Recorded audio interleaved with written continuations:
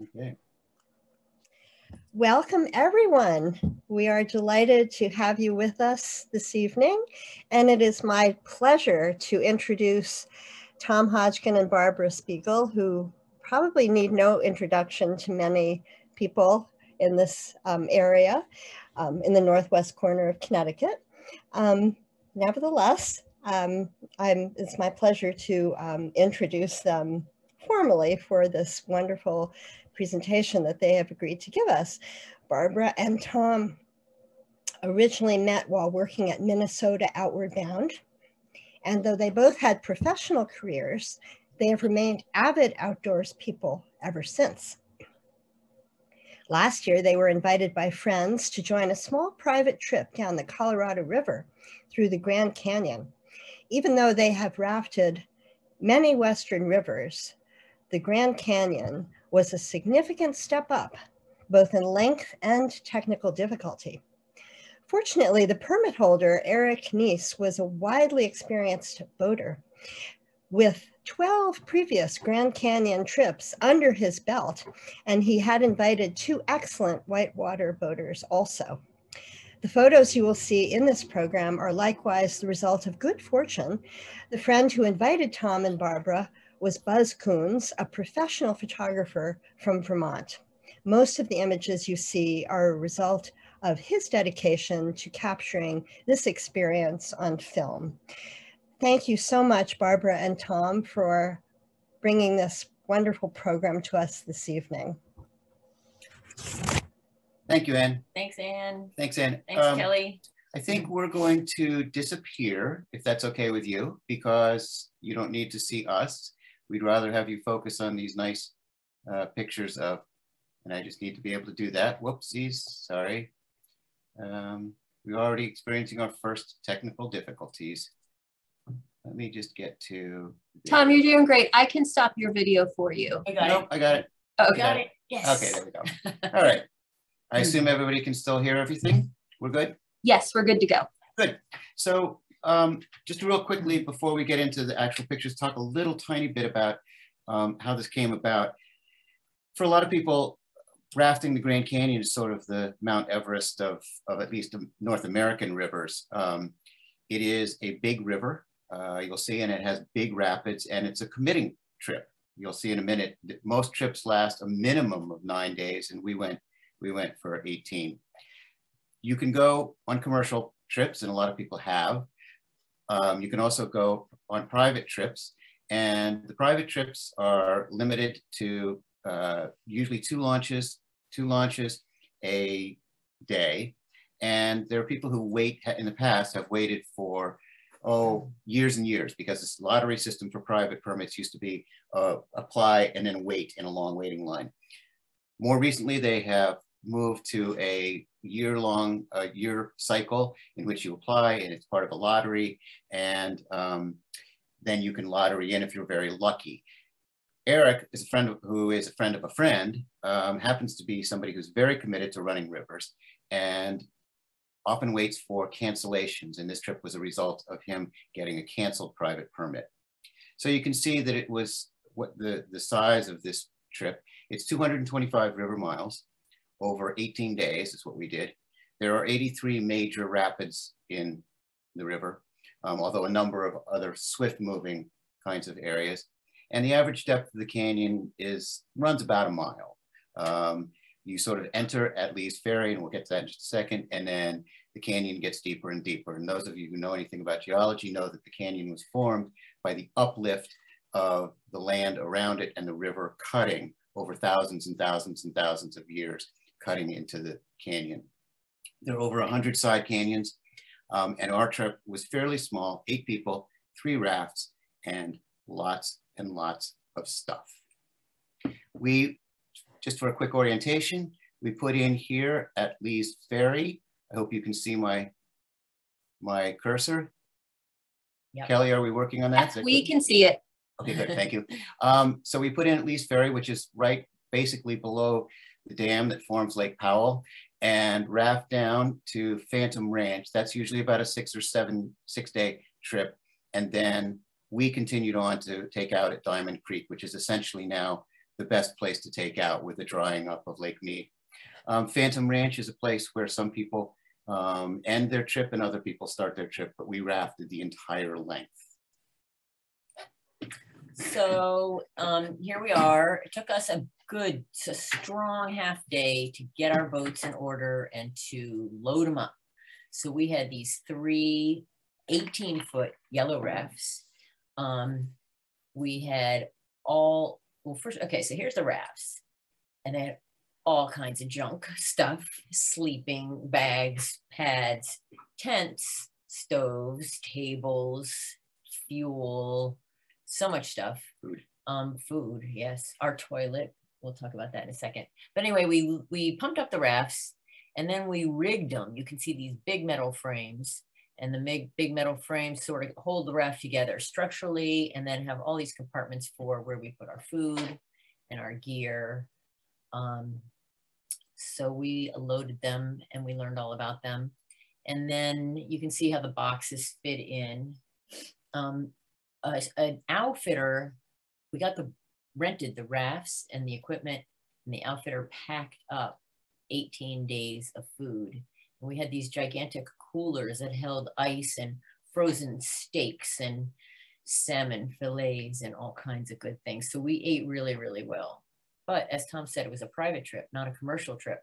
So once that we were all rigged and packed, it was just the 8 of us. We were the rowing team, the cooking team, the cleaning team, etc.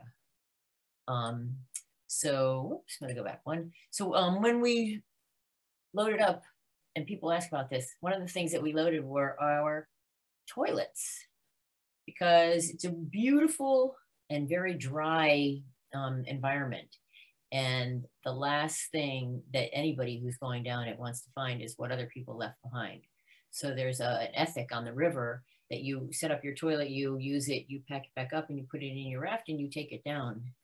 And it's just a part of what you do when you're rafting. So let's see, I can tell you also. Oh, so we were in a rubber raft, and there's a picture of rubber rafts. You can also, there are different kinds of crafts that go down these rivers. The traditional, the old school traditional is a wooden dory. And here you can see a couple of these wooden dories. Looks like a big wooden rowboat. There's some that private people have. Some of the commercial trips use wooden dories. And there are these motor rafts. That's all definitely the commercial, where the guides are at the motor and you're in a big old rubber raft with about 20 people. They sit there, they don't row or paddle or anything. Yeah, you might see that it looks a little bit foreshortened because of the lensing, but you can count the number of heads there. It's a big raft, really big raft. And there are people who kayak the river. And as you can imagine, if it's just a kayak group, and we did come across some just groups of kayaks, they're packed really minimal, like as if they were lightweight backpacking, different than us with all of our tables and all of our gear. So we will talk about the rapids a lot, and the rapids are sort of a big feature and people talk about it. But you know, the surprising thing for me was realizing that there's also a lot of flat water on the river. And so the first couple miles are flat and you get this beautiful sense of what it's like to be in canyon country. You can see the light slanting down. It's just, it's a really wonderful experience. So this is sort of an early introduction to rafting and an early introduction. One of the things you might see, I'm trying to point here, is early on, you start getting fascinated by the different kinds of rock formations there are. And the Grand Canyon has 10 major rock groups, and those people who, not rock groups, but groups of rocks. And the people who are really interested in the geology are always happy to look over and say, oh, look, there's the Tapeats sandstone, and there's the Vishnu schist. We were not so rock oriented, but you can see that already that there will be a bunch of cutting through a bunch of different layers. Just to speak a little bit, the ideal of running a raft or running any kind of whitewater is you tend to want to look for these downstream V's. So if you can see this V It's smooth water, and then this white is generally, usually, just where the water collides, and it's fairly safe, fairly innocuous. We did, on many of the more important rapids, get out and actually scout our route through. This one, and many of the rapids, many of the pictures are taken from above the river, so it doesn't look, the white water doesn't look quite so serious. But this one, for example, was an early one, pretty highly technical, because the water, I don't know if you can see this well in the slide, the water tends to want to run you into this left-hand side. And so if you just let your raft drift, it just piles you right into the rocks there. And so you have to be pretty active to drop into this area here and then slide your raft over to the right. And that's where the skill in rowing and the skill in reading whitewater really comes in. This is pictures of us actually running that very rapids. And you can see that this guy here is ready and rowing backwards in order to row the raft slightly against the current, so that he can end up not running into over here, but running into the safe water over there. And just a couple of quick action shots for a second or two. You'll see some more. This is Eric, by the way, and his girlfriend, who was part of this. Barbara mentioned the rafts. One of the things to keep in mind in looking at these pictures is these rafts are 18 feet, which is roughly the size of a Ford F-150. So when you see these rafts in water and you see them going downhill, think about driving a pickup truck through this. That's basically what it is. And of course, actually, it's a fairly good analogy, because it's carrying all this kind of stuff also. So water pouring up on the sides. When you're sitting in the raft, you're about 5 feet off the water, so you can start judging the kind of size of some of these rivers. Here's our first little run through. We drop into place, we come back up, and then we drop down again. The passengers in that raft are Tom and me. Yes. One last thing I guess I'll say, and Barbara will mention this again, is that the water, especially at the beginning of the river, is incredibly cold. It comes out of the bottom of the dam for Lake Powell, and it's about 48 degrees when it comes out. So this experience right here, where we're getting wet, is a really, really cold experience. Just one other last thing to say, and before we move on to talking about rapids, you know, we had a great trip. We had a very safe trip. Dave, who was actually piloting this raft, was very skilled. All of us had rowed. I rowed, everybody rowed. But it can be a dangerous trip. The week before we put on the river, a woman drowned in one of the rapids. And 2 weeks after we took off, another man drowned in one of the rapids. So it is, although we had a great trip and we're completely under control, it is a river with big consequences. Yeah, so just to explain that a little bit further, none of our rafts flipped in 18 days in 83 rapids. And that was the greatest concern, is if you flipped, how cold you would be, and could you get hurt? Could you get banged into rocks or something awful happen? So anyway, we had an incredibly safe trip. So we loaded all that gear in, and then every night we loaded most of it out. So this is a lot of work. You know, we get out and we'd set up our camp, we'd set up our kitchen, and we were always camped on beautiful, beautiful sandy beaches with gorgeous views, and we'd watch the sun come down. Yeah. What's that? Okay. So this is just a view looking down on our camp. We gave ourselves enough time in the way we budgeted 18 days to spend a lot of time on the river, spend a lot of time in camp, and spend a lot of time doing some other walking that, you know, we'll show you some of the places that we walked. Anne, you raised your hand. Do you have a question? Oh, okay. We'll just answer. No, I do have a quick question pursuant to the safety. So I noticed in a couple of previous slides that, well, Eric and his raft was wearing a helmet. Yep. And you guys weren't wearing helmets. So is that optional, or is it something? We carried helmets with us, and for the rapids that were mostly big water rapids with no significant rocks, or that were less than technical, we didn't. But some of the rapids are notorious for having rocks lurking underneath and some of the really big water rapids. And so we carried helmets and wore them occasionally. Yeah, so that was a picture of Eric was in a bigger one, in a bigger rapids when he was wearing the helmet, and the picture that we were in was not the same smaller one. Exactly.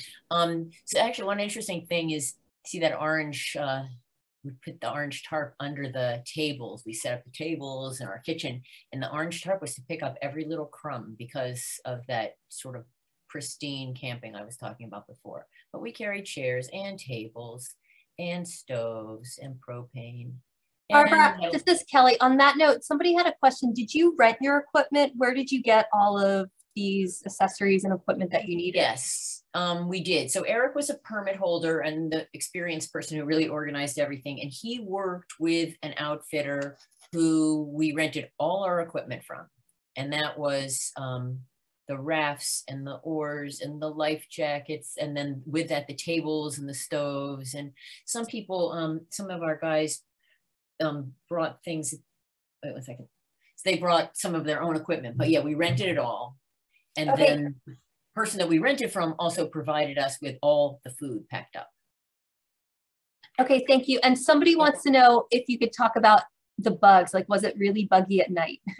No bugs. Oh yeah, that's a great question because, you know, when we camp here, we are zipped tight into our tents because either there's going to be mosquitoes or black flies. Tom and I slept in our tent the first night like good New Englanders, good Easterners. And after that night, we never opened our tent and we slept out under the sun. Under the sky and the stars. And there was like not a bug. There just wasn't. It's very dry. We had no rain and it's the Western, you know, camping in the West. So this is, back here, we were playing a little bocce, pre-dinner bocce. Here, we're having a little pre-dinner, keep cool with your feet in the water, have a little, some little appetizers. And this is a pre-dinner PT, downtime, private time. We had these umbrellas, the sun was incredible. So many afternoons, there was like a dip and then a rest and wait for it to cool off. And then we got into our dinner. Yeah, I would add, I said that the water was very, very cold. The contrast was that the air was incredibly hot. We didn't have good temperatures, but we did know that after the fact, we found out that it had crested at 105 degrees in the air temperature in the canyon. So here we're cooking. We did not have freeze-dried food. Like I said, we had steak, we had salmon fillets, we had like 3-4 course meals. We were cooking teams. My cooking partner was Tom. And here we are just enjoying the dinner and scenery. And then there was the cleanup, part of the deal. We had a lot of systems: hot water, hot soapy water, cool water, bleach water. And it was really important that we kept ourselves healthy because we were out there and it would be hard to escape. And some of our food was pretty fancy. Eric and Nancy, who were with us, oh gosh, they do like 4 river trips a year and they love to bake. So a little baklava to end one night. Nancy also was kind of our party chair of our party and festivities. So never got too dull. It's an interesting experience because the ethic is definitely to leave nothing behind. But when you're camping, the ethic is sort of the opposite, which is you have a lot of stuff and you don't mind having a lot of stuff. So that's evening. And then on that very night, Cinco de Mayo, we saw this. And I don't know if these show up very well, but there's a light here and a light here and a light here and a light here. And after our Cinco de Mayo celebrations, we looked up in the sky and we saw at first count 37. And then we said, oh my God. And then so there was a little pause and then we saw another something, 40 something like that, lights in the sky.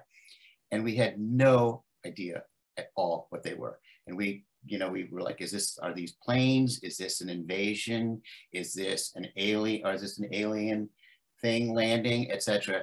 It turns out that it was a launch from Elon Musk's Starlink system. He was launching his satellites and they came out in this line. But I can tell you, it was a really kind of very spooky experience. You're in the canyon, you have no access to internet, you have no access to news, you have nothing. We would see parties every once in a while and they'd say, my God, did you see those lights the other night? And we'd say, yes. And then there'd be debate about what it was. So that was sort of an interesting and a little bit scary moment. Some of the more paranoid among us were thinking, when we come out, is there still going to be something to come out too? One of the things that you'll see is that it is just really always beautiful. It's changing, beautiful. There are things to see along the sides of the canyons, out of little side canyons. This is an interesting place. It's called Red Wall Cavern. And we show you this slide on purpose because it doesn't look like a very big feature. The scale and size of things is really sort of becomes kind of warped in your mind. You don't really know. It looks kind of like a small little cave. When you land inside, it is this kind of size. John Wesley Powell, who was the first person to go down the river, came upon this very place, named it Red Wall Cavern, and said he thought it would be a beautiful place to have a full concert orchestra and 500 or 600 audience members. And you can maybe perhaps get a sense of that kind of size. It is a beautiful, natural sort of amphitheater. And we were lucky, we got there early in the morning before anybody else arrived, and it was just an incredible trip. We show this just to show that this sort of veining and the sort of patterns of rocks just pervaded in large and small everywhere. So Anne in her introduction said that most of these photographs were taken by our friend Buzz Kuhns, and he was our connection to this river trip. The group of us, 8 of us, were all in our 60s. Everybody had done a lot of outdoor stuff, but we were not that young. But nice that we had, one was an ER doc, 2 nurses, and a professional photographer, and everybody who was comfortable being out in that environment for 18 days. So the desert was in bloom, and Buzz just enjoyed taking photographs of the big stuff and the small stuff. And the flowers, because we were just in the desert at the right time, were just absolutely gorgeous. You can see that there are, a lot of them are just covered with thorns. So when we took our hikes, we sometimes got to experience some thorns in parts of our body. Lots and lots of little pokey things everywhere. And so Buzz, he just captured it all. Flowers, animals. That was a California condor, that picture. And then here, blending in nicely, you can see some frogs. And there's these again. And probably Buzz's greatest fascination, besides the good company, were these lizards. This guy's about like 6 inches. He's not 18 feet. There's a little series where a guy sticks his head in, comes out with a bug, as a meal.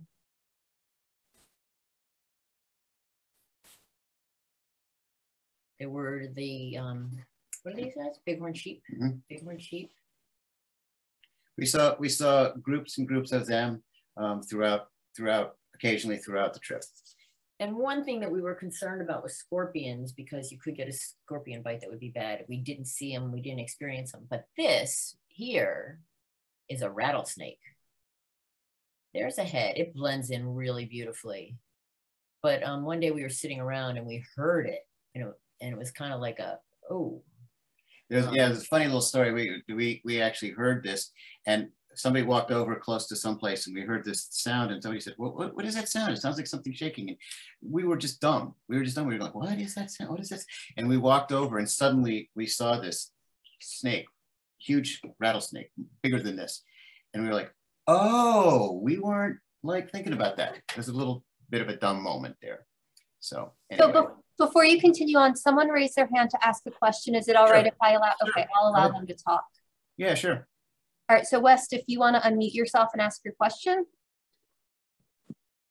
That was West struggling with the computer a little bit, and I do not have a question. Oh, okay, my apologies then.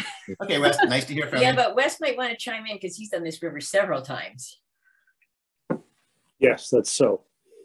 Yeah, so it just, you know, one of the really nice things was the days just sort of stretched into day after day, and you get into the rhythm of the river, and it's a really sweet thing. And so these little vignettes of beauty are just a really wonderful thing.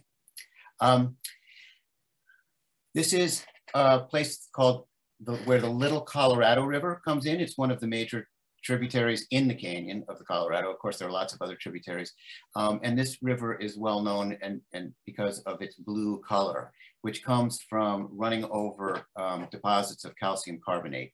And so the river, the Colorado, is, in our experience, was completely clear. Many rafters rode down a muddy brown river. You may have seen those pictures. We had no rain prior to our getting there, and we had no rain during our trip. So our trip down the Colorado was clear water, but this was a tributary, and it's just a really incredibly beautiful place. This sort of swimming pool blue, and you land, there's a little landing spot over here, and you walk up the canyon a little bit, and it was just a really sweet, wonderful place. This Little Colorado springs from a place called the Blue Spring, which is about 13 or 14 miles upriver.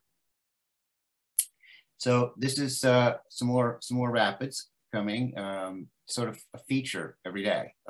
Always some flat water, and then almost always rapids. This is a picture sort of just to notice. There is one crossing of the river in the Grand Canyon, and it's at Phantom Ranch. This is a bridge that is a walkway and donkey or burro passage. And Phantom Ranch is sort of a very small little settlement at the bottom of the Grand Canyon. It's a place you can hike to from the north or south rim. It is, if you hike, it's a minimum of about 8 or 9 miles. It is about 5,000 vertical feet down at this point from the rim. You can see up here, this is nowhere close to the rim. It slants off, and the rim is well back from this photograph. People do hike down. There's a little store, there's a little campground. If you're a very wealthy tourist, you can stay in a little cabin for a while if you lottery in. It has a PO, and it was a really sweet little moment. Eric had asked our people who had children to send postcards, and we ran up to the store for Mother's Day. And we ran up and sorted through and found at least a couple of them. And it was really a very sweet place. Some river trips, by the way, end, if you remember the map from before, some river trips end here at Phantom Ranch and people get out. Some river trips start here at Phantom Ranch. It essentially bisects halfway. It's a little less than, but about halfway down the river. There are always some beautiful things to look at. As I said, it's just, you get into the rhythm, and it's just a beautiful sort of little vignettes of prettiness. Yeah, I know some people think like, okay, so you're rafting and you get the rapids and then you camp, but you're doing that for 18 days. Like, what's going on? But the beauty is just overwhelming, and it just is always changing. Different colors, different formations, different canyons. So just, you just go around the next bend, and then it would be more beautiful than the bend before. This is like just another feature, and this is Pumpkin Springs. It's formed, it's an upwelling of water from underneath, and it carries a bunch of minerals and arsenic. And so it's warm. I don't know enough about the geology exactly to know why, but it is a warm spring, and sometimes people have been known to hop in and bathe there, but it's full of arsenic and lead and zinc and all kinds of heavy metals that you don't want to be part of. And we found this because it was on the map, Indian pictographs. I'm sure there are many, but we were happy that we found one. And we are back on the river. We're back on the river. So this is I'll give you, go back a little bit, please. So just really quickly, this is a little bit of river running 101. You want to maneuver your boat, Wes knows this, you want to maneuver your boat down these easy things, and you want to avoid big waves, and you want to avoid rocks, obviously. So this boat, for example, is cutting here, and then it wants to move into this quiet water here and run down this much more quiet water. Eventually the river takes you over to where this dory is, but that's kind of a thing. You want to avoid these things which are called holes. They're like little mini waterfalls. There's rocks in the river, water pours over them. And because it's got so much force, it drops down and it creates a hole. And those holes, the water recirculates, and you don't want to get stuck in there if you can avoid them. So some more rapid experiences. Here we are wearing helmets. This is a more serious one. I remind you again, these rafts are 18 feet long. Think about a Ford F-150 size kind of item here. And you can see the size of the water here. That raft is still afloat. It's just down in a hole. Here's Chester rowing that same rapid. Again, some more white water. And this is one of my favorite photos. You can see, what can you see of this raft that is these people's eyes are 5 feet off the water? You can see their hats, and that's just about it. It's a pretty exciting, very exciting ride. It's a very exciting moment. There's a little tension every time a big rapid comes along, even though we're all pretty competent boaters, and some of us were very competent boaters. There's always a little tension in the air because you could, in fact, land in places you didn't want to be and flip or side swipe stuff that you didn't want to side swipe.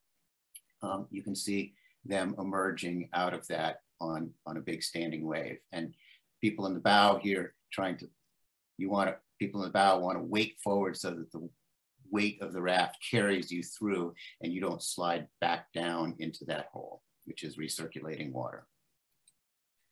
One of the interesting things is that the canyon has been rafted by and run by any number of kinds of people and types of craft, some successfully, some not so successfully. And here's this sort of a well-known little section. Somebody had tried to take this hard-shelled, essentially motorboat, I think, down the river and not succeeded, and parked it right there, and then hiked, walked out, got other methods out. So I think I said we had enough time to row down the river, have those nice gourmet dinners, but we also took a hike almost every day.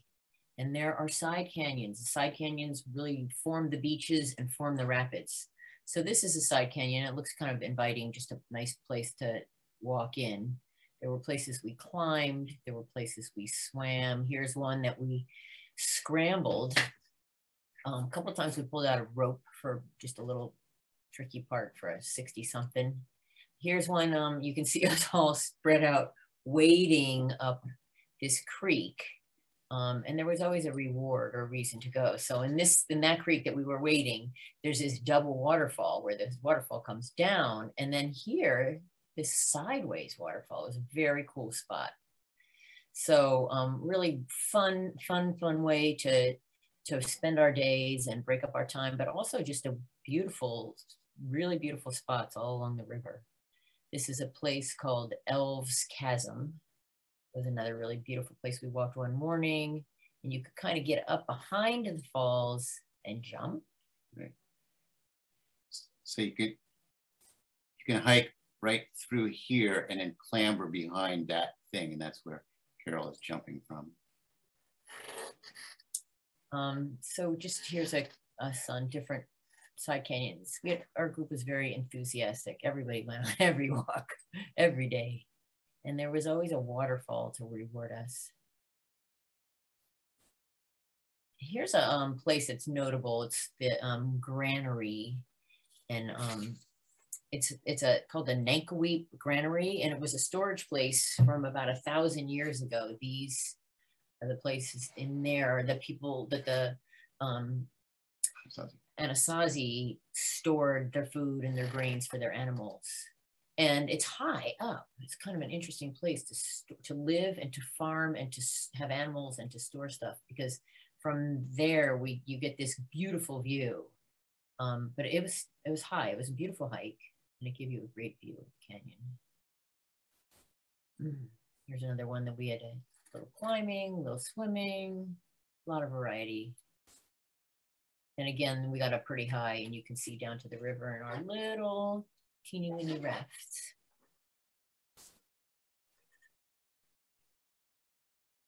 These side canyons were really the highlight in many ways of the trip. People think about the rapids, and they think about the river, but the side canyons are just for us was just an unexpected joy to be able to have these little hikes that broke up our time, but also were like little worlds to discover on our own that we hadn't sort of anticipated. So back on the river again, every day, as we said, and scouting. And this is just a sense of, yeah, kind of crazy. So you wanted to kind of know where you were and have a plan so that you didn't get your boat swept into this wall on the left, for example, or end up in water that you didn't want to end up into. This is the beginning of the last major rapids on the river. This is, there's this next sequence and then a little video is of running lava falls, which is generally considered the largest water on the river. And there are others that I thought were a little bit more technical, but this has big water on it. Lava is has so much water running through it that you can actually hear the rumbling and the white water from almost a mile upstream. So there's plenty of time to get a little nervous, plenty of time to think about consequences, etc.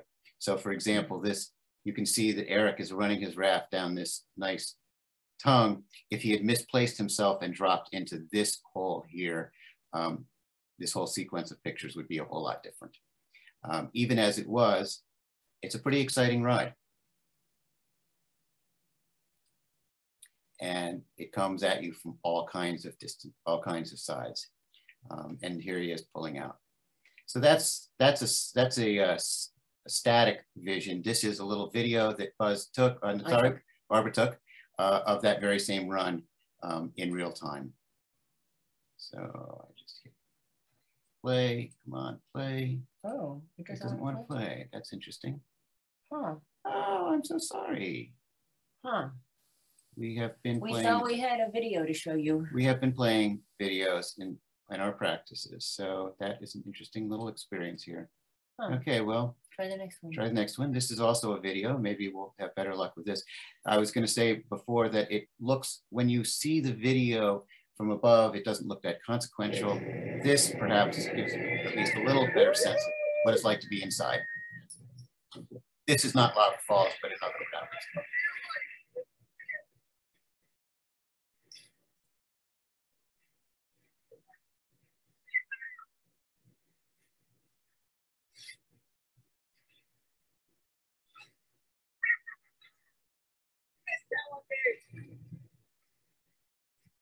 Oh yeah, there we go.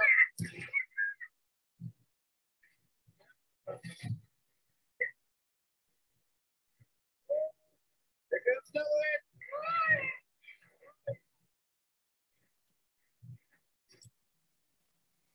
So that was a pretty benign, that's a pretty benign rapids. Oh.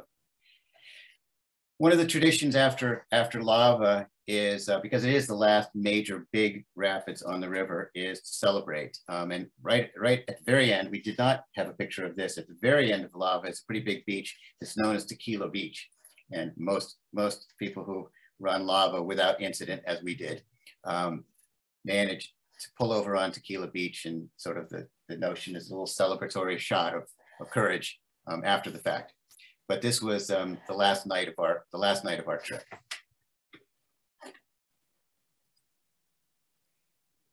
Those most prepared had the best clothes, but we definitely had fancy drinks, lays, and a good time. So we are at the end of the river, and we'll leave you with just a couple of nice pictures. And happy to entertain take any other questions. Yep. Do we have questions? Yeah, so Tom, one question is, do you know what kind of camera was used to take these photos? The short answer is an expensive one. He had two cameras, and they were both Canons, I'm pretty sure. Yeah. And he had some pretty fancy, big old lenses. So he was, I think he had one that was more of a telephoto and one that was more of a wide angle. Yeah. But he had some pretty fancy equipment and big, secure ways of keeping them dry and holding them down. Yeah, and I'll quickly tell the story that I told last night to to somebody that right before Lava Falls, Buzz wanted to capture what it was like to go into Lava Falls, and he had his camera out, and I was up on the shore watching the run, and I wasn't sure. You can't always see the water, the drop off when you're in the river. You can't always see exactly where the horizon line is to the whitewater. And I yelled down, put your camera away, and Buzz was all set. He managed to do that. And afterwards I said, I'm sorry for yelling at you, but I didn't want you to ruin your $1,500 camera. And Buzz sort of looked at me quizzically and said, it was a lot more than that. So. The video through the water was a small waterproof camera that was just a fun toy. We have other questions? Yeah, so we have a few. The first one is, how did you get back out? Did you hike? No, if we went back to the beginning, you could see that the takeout point was Diamond Creek. And Diamond Creek is, there's a road, it runs through Native American land, and it's a takeout place in the flat water before the river runs right into Lake Mead. And Diamond Creek is sort of a place where the river stops running fairly quickly. And there's a takeout ramp there, and the Native Americans sell access points. And so our outfitter had paid, and we paid some amount of money to have permission to load up our rafts and drive out a very, very rutted, primitive, about a 3-hour trip.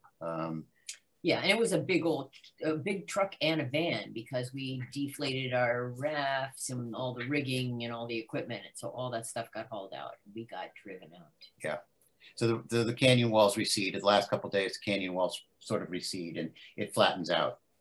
And that place where there's that sort of a boat launch landing is 225 miles from the closest one upstream where we started. Yeah. They're not a lot of options for like quitting or pulling out, like none. Yeah. Another question? Yes. So about how many hours a day were you on the water?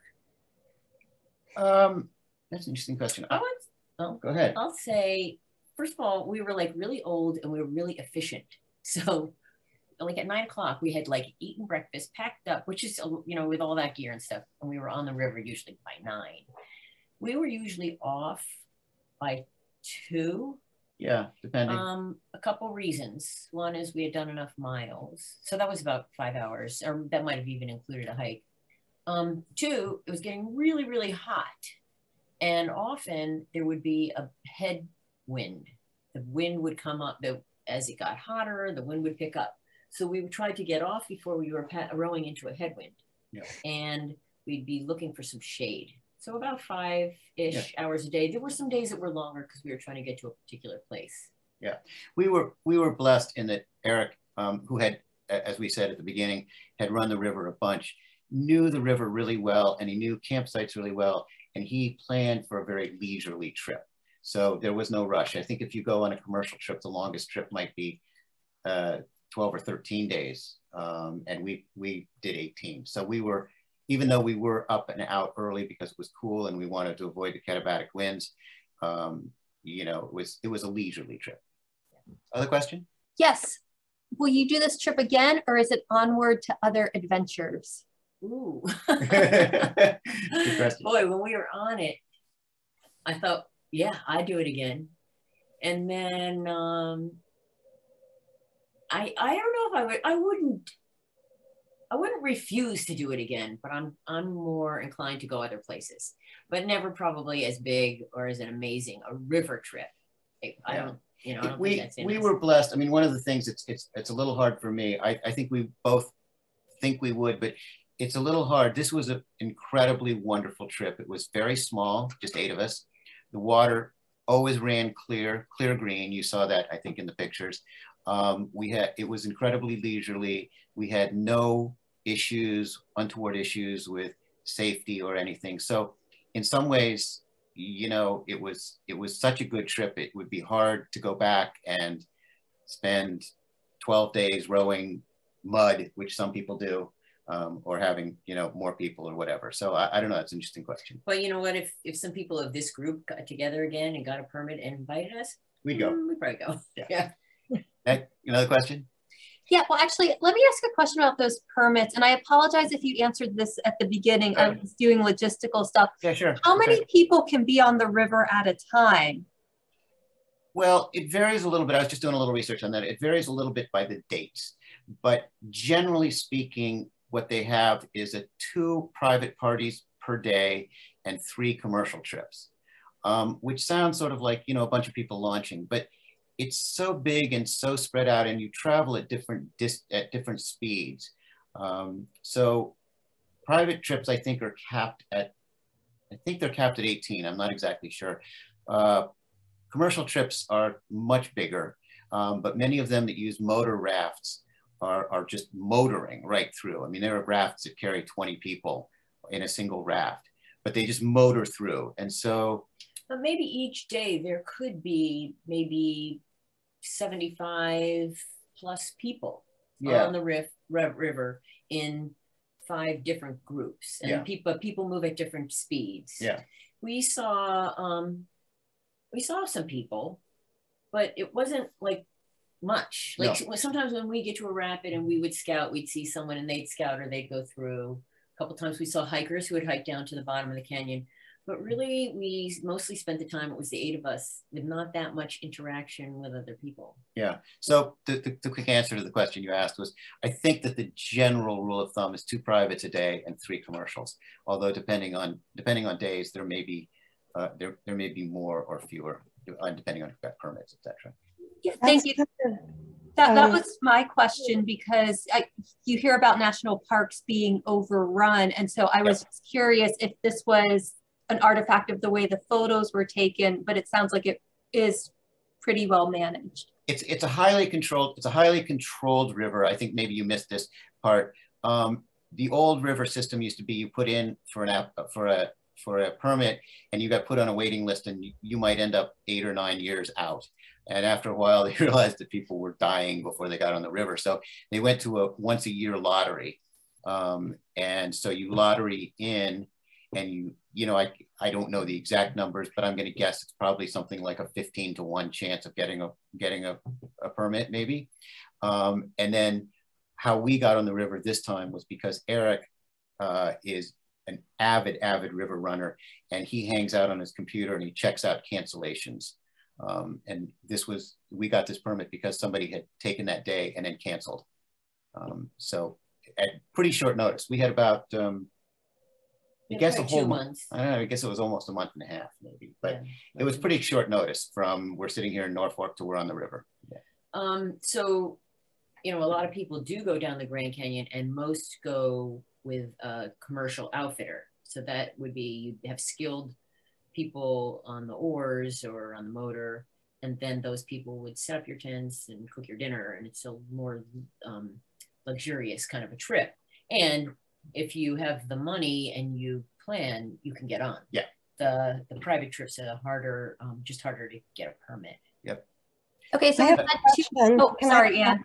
Yeah, this is sort of segues into my question is there a season for river running? So is there a time when there's too much water or too little water? Well, the interesting thing is now that there's it used to be that the river ran free. And the Colorado has been dammed in many places, most prominently right above the Grand for Lake Powell. And so what's happened is that there was, the dam releases a pretty regular amount of water. So there's a pretty standard kind of amount of water that runs through the canyon these days. In the old days, when it ran free, there were huge fluctuations in the water levels, and there were seasons. And nowadays, most rapids, most people are floating at about the same level, give or take rain, give or take fluctuations in releases from Boulder Dam. The seasons really are defined more by your comfort level. Summertime, real summer, we went in April into May, and as I said, it was 104 degrees.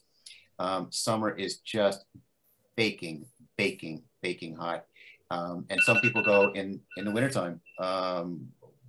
Eric ran it in January, in which case you get almost no sun and you wear dry suits all the time, and it's a completely different experience. you know, and you don't have to go too deep and too far in reading about the Colorado River to know it's really low. Lake Powell is so low, and the releases on the river, everything is so low that our whole food industry from Southern California and the Southwest is in trouble. There's just, you know, so, you know, climate change and drought is this river and how it's flowing and how this water is managed below. So it's, you know, probably people who have done it over the years and over the decades can, you know, tell you how much higher it was back then. I don't know that that means it's harder.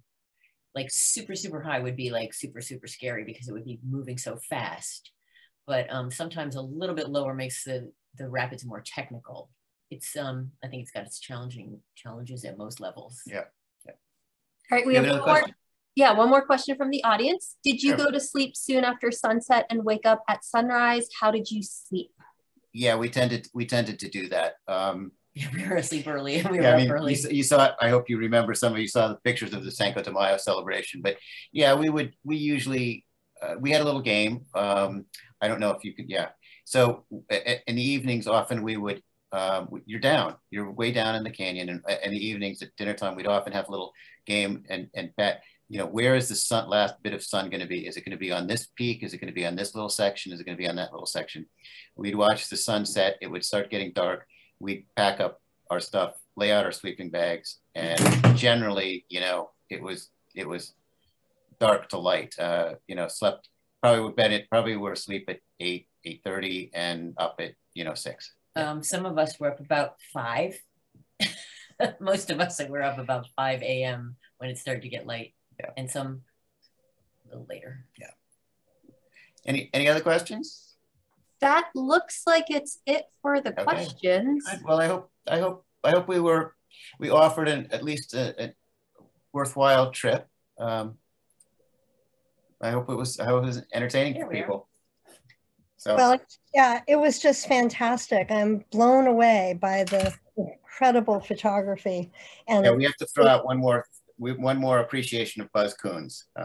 Yeah, he's amazing, but it really brought the trip to life.